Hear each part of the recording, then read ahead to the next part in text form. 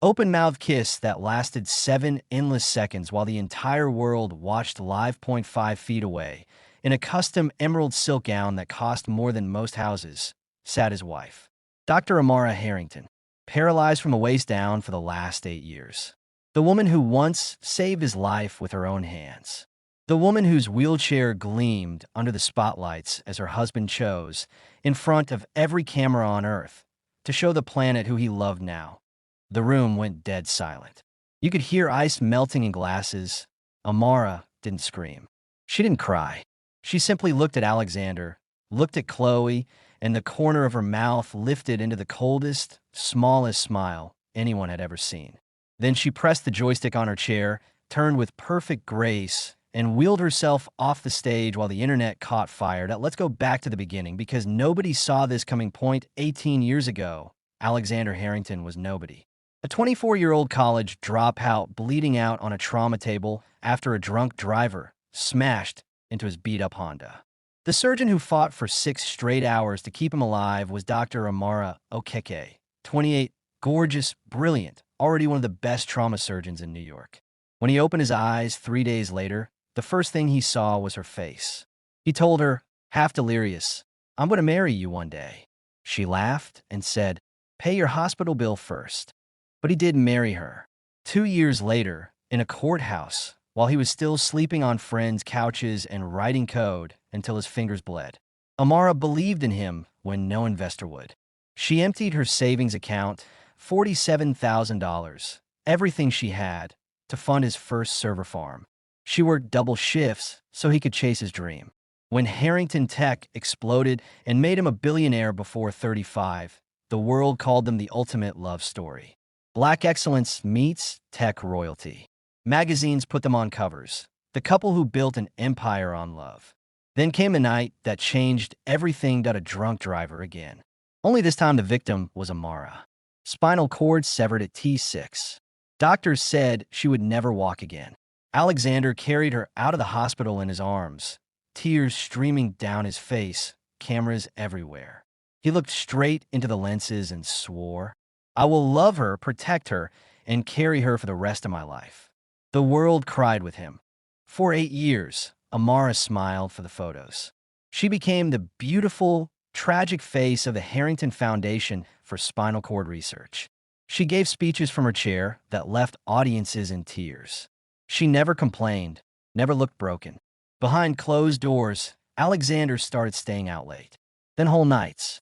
Then entire weekends in Miami, Dubai, Mykonos. Chloe Voss entered the picture 18 months ago, 25, blonde, 1 million followers, famous for being famous. Alexander bought her a penthouse, put her on the payroll as a brand ambassador, and told the board it was marketing. Amara knew. She always knew. Back to the gala. The kiss wasn't a slip. It was a declaration. Alexander wanted the world to know he was done pretending. When a reporter shoved a mic in his face outside, he smirked and said, "Amara and I have an understanding. We're very modern." Chloe posted a photo an hour later, her lips still swollen from the kiss. Caption, "Finally free to show the world." Heart emojis. 3 million likes in 20 minutes. The internet turned Amara into a saint overnight. She gave that man everything. He waited until she couldn't leave him. Black women stay, protecting men who don't deserve it. Memes, think pieces, celebrity tweets. Someone started a GoFundMe called Wheels for the Queen that raised $2 million in a day just because people wanted her to feel loved. Amara said nothing. No interviews. No tears on Instagram Live. She vanished from public view completely. That night, in the 30-room mansion that used to feel like home, Amara wheeled into the bedroom she hadn't shared with her husband in 2 years. The staff had already gone home. She locked the door, opened her laptop, and created a new folder titled Project Phoenix. She typed a single line in bold. He wanted the world to see him kiss her. In exactly 100 days, the world will watch him lose everything. She stared at the screen for a long time. Then she allowed herself one tear, just one, because even queens are human. She wiped it away, closed the laptop, and whispered to the empty room, "You think silence is weakness, Alexander? Watch me teach you what silence can build." Outside, The paparazzi waited for a crying wife. Inside, a legend was waking up. The countdown had begun 100 days, and the world had no idea what was coming. 99 days of silence. The world kept screaming for Amara. Petitions, hashtags, talk show hosts begging for an exclusive, but she gave them nothing. She woke up every morning at 5 a.m., wheeled into the glass office Alexander had built for her for when she felt better, and worked. No tears, no posts, just black coffee and the quiet click of keys while the man who humiliated her partied on yachts with Chloe. What the world never knew was this. The woman they pitted had never stopped being a surgeon. Precision, patience, planning, those never left her.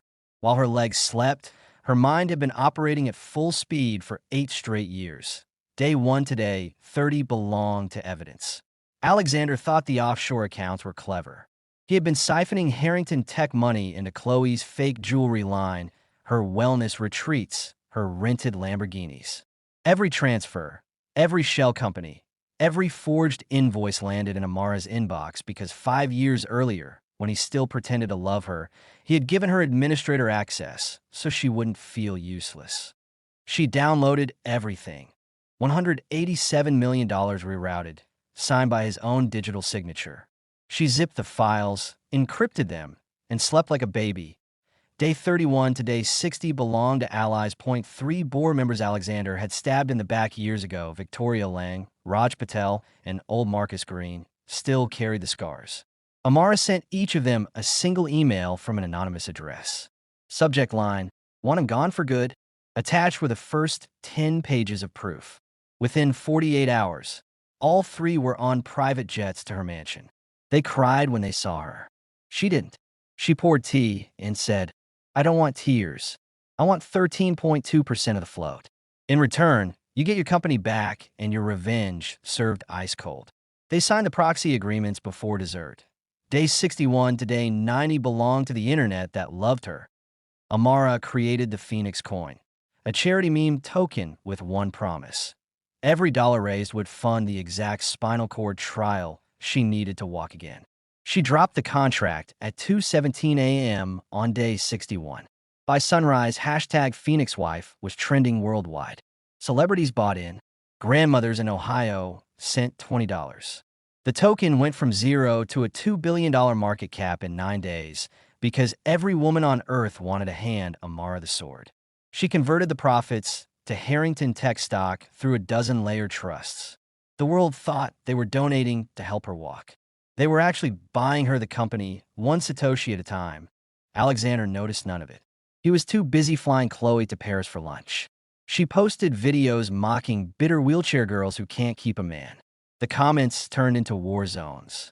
Brands started quietly pulling out of deals with her. Alexander laughed and told his lawyer to prepare a $200 million divorce settlement, convinced Amara would crawl away grateful. She never even opened the envelope. Day 100.